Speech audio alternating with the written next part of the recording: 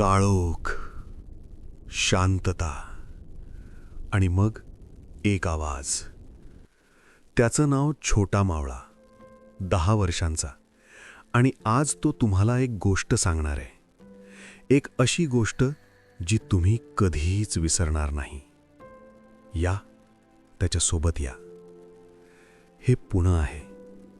पण थांबा, हे पुणे कसलं? सगळीकडे राख, तुटलेल्या भिंती, उजाड रस्ते. वर्ष 1630. सह्याद्रीच्या कपारीत दुष्काळ आलाय. भयंकर दुष्काळ. गावं रिकामी होतायत, लोक पळतायत. रस्त्यावर फक्त चिखल आणि खडकाळ माती. छोटा मावळा रस्त्यावर उभा आहे. हे पुणे एक आहे. पण हे काही साधा दुष्काळ नव्हतं. नाही, यापेक्षाही वाईट काहीतरी येतंय. छोटा मावळा झाडामागे लपतो, श्वास रोखतो. बघा कोण येतंय. मुरार जगदेव, आदिलशाहीचा सरदार. रागाने जळतोय तो. पुण्यातल्या देशपांड्यांनी त्याच्या आज्ञा मानल्या नव्हत्या. म्हणून त्याने ठरवलंय, हे शहर संपवायचं, कायमचं. आकाशात काळे ढग, वारा चित्कारतोय. आणि मग छोटा मावळा बघतो. गदभे, तुटकेलं नांगर. ते पुण्याच्या जमिनीवर ओढतायत. काय? गाढवांनी पुण्याची माती नांगरायची? हा अपमान आहे, हा शाप आहे. मुरार जगदेव हसतोय, थंड हास्य. त्याने एक गंजलेली लोखंडी काठी उचलली, जमिनीत खोचली आणि ओरडला, ही जमीन कोणी हात लावू नये. जो लावेल तो नष्ट होईल. छोट्या मावळ्याची छाती धडधडते. शाप, जमिनीत रुतलेला शाप. लोक पळाले. गाव रिकामं झालं. पुणे संपलं. रस्त्यावर फक्त फुटलेली वीट, चिखल, अंधार. रात्री लांडगे भुंकतायत. जंगली श्वापदं वावरतायत. चोर राहतायत. छोटा मावळा स्वतःला विचारतो, हे शहर कधी उठणार? उत्तर नाही. पण इतिहासात असंच होतं ना. जेव्हा सगळं संपतं तेव्हाच एक ठिणगी पेटते. शहाजी राजे, ते दूर युद्धभूमीवर होते. नकाशा हातात, डोळे रणांगणावर. पण हृदय इथंच होतं, आपल्या मुलाजवळ. त्यांनी एक निर्णय घेतला.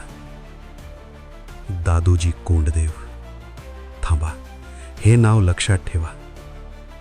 52 वर्षांचे, उंच, ताठ, शांत, शुभ्र धोतर, छातीवर जाणवं, पांढरी राखाडी दाढी. डोळे खोल, विचारी, निर्भय. ते कधीच घाई करत नाहीत. प्रत्येक पाऊल मोजून टाकतात. जेव्हा बोलतात जणू वडाचं झाड बोलतंय. शहाजीराजांनी त्यांना पाठवलं, पुणे उभं करायला, जिजाऊंचं आणि शिवाजीचं रक्षण करायला. छोटा मावळा त्यांच्या मागे जातो, लपून, हळूहळू. दादोजी एकटे शिरतात त्या उजाड शहरात.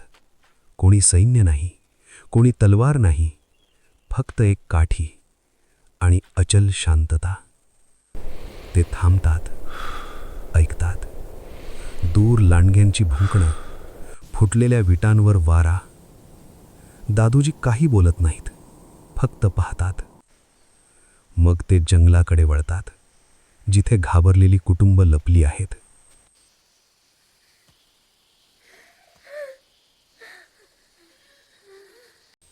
एक जण थरथरून म्हणतो, साहेब, लांडगे माणसं खातात इथं. दादोजी हसतात, हळू म्हणतात, मी आहे ना. बस, एवढंच. पण या 3 शब्दांत काय होतं? लोकांच्या डोळ्यात आशा पेटली. दादोजी मावळ्यांना बोलावतात. डोंगरातले धाडसी तरुण, लांडगे मारा, बक्षीस मिळवा. शेतकऱ्यांना जमीन द्या. पहिलं वर्ष फक्त 1 रुका कर. नंतर हळूहळू लोकांचे चेहरे उजळतात. पण तो शाप, ती गंजलेली काठी अजून तिथंच आहे, जमिनीत रुतलेली. लोक अजून घाबरतायत. मुलांनो, 1 मिनिट थांबा. तुम्हाला काय वाटतं?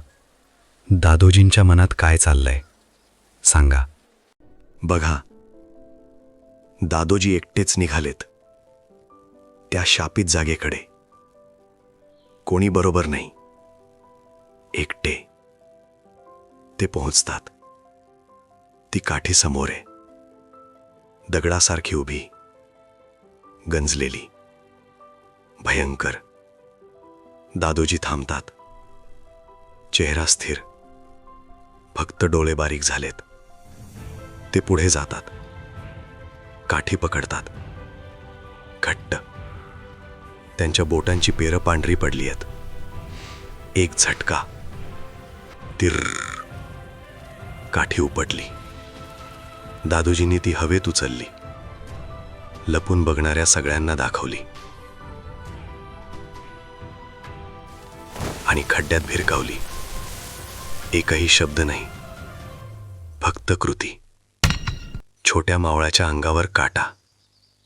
सकाळ, सूर्य उगवतोय आणि बघा, पांढरे शुभ्र बैल आणि त्यांच्या पुढे सोनेरी नांगर, सोन्याचा नांगर. तोच जमीन, तेच ठिकाण. पण आता सोन्याचा नांगर फिरतोय. माती उखळते, हिरवे कोंब येतात. जंगलातून लोक बाहेर येतात, रडतायत, हसतायत. आपली जमीन परत आपली झाली. रात्री मावळे निघतात. मशाली, बाले, धाडस, लंडग्यांची शिकार. छोटा मावळा एका तरुण मावळ्याला बघतो, निडर, डोळ्यात अजब चमक. तो वळतो आणि फक्त हसतो. कोण आहे हा? सांगत नाही आत्ता, पण लक्षात ठेवा त्याचा चेहरा. काही काळ जातो, पुन्हा बदललाय, पूर्णपणे बदललाय. आणि आज नगारे वाजतायत, पालखी येतीये. जिजाऊ साहेब आणि 6 वर्षांचे छोटे शिवाजी राजे. लाल महाल बांधला जातोय. शिवबा उतरतात, शांत, काही बोलत नाहीत. शेतकरी दिसतायत, हिरवी शेती करतायत. मुलं दिसतायत, रस्त्यावर खेळतायत. ज्या रस्त्यावर काल लांडगे होते. शिवबा खाली वागतात, हिरव्या मातीला हात लावतात, चेपतात, वास घेतात. दादोजींकडे बघतात. दादोजी हलकेच मान हलवतात आणि शिवबांच्या डोळ्यात काहीतरी जन्म घेतंय. मोठं, अथांग, ज्याला अजून नाव नाही. संध्याकाळ. लाल महालाच्या सज्जावर शिवाजीराजे उभे आहेत, जिजाऊंचा हात धरून. खाली आपली हसणारी, कष्ट करणारी रयत. मागे दादोजी, शांत, अभिमानाने. आता पुणे लांडग्यांचं नाही, हे स्वराज्याचं हृदय आहे. आणि ही फक्त सुरुवात आहे. पुढच्या भागात शिवबा शिकणार, लढणार आणि इतिहास बदलणार. चला भेटूया पुढच्या भागात. ही जी गोष्ट होती ती तुम्हाला छोटा मावळा कुठून सांगितली माहीत आहे का? किनकेड साहेबांच्या पुस्तकातून, सरदेसाई साहेबांच्या पुस्तकातून आणि आपल्या 4थीच्या इतिहासाच्या पुस्तकातून. जय भवानी, जय शिवाजी.